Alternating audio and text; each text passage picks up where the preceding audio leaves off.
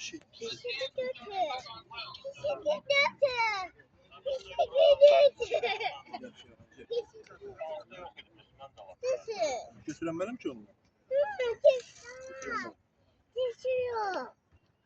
Düşüyor. Sen Götüren benim. El vur bir şey el vur görün.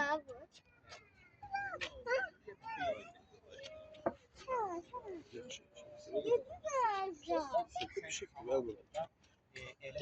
Bir tane evet gördüm. Allah'ın karşıydı. Ben sesim işte. Bu arkadaşlar. Bir tane tanışım. Sonra bir şey de.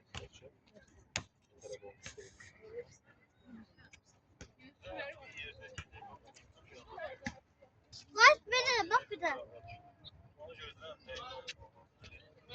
Yok ödedim. Yardım.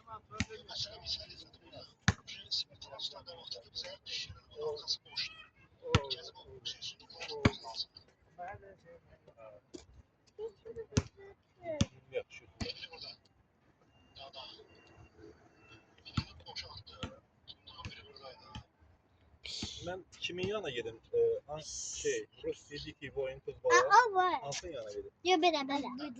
Bak böyle.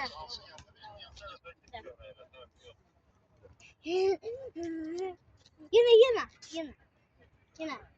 Yok yine ayak. Yine böyle de. Yine. İşte ye.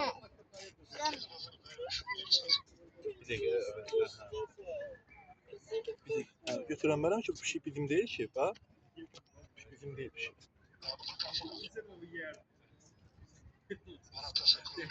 Hadi Bir de gece işte. Kedi. Ay mama gitti. Mama Bir de kedi. Bir de gece sabır olar.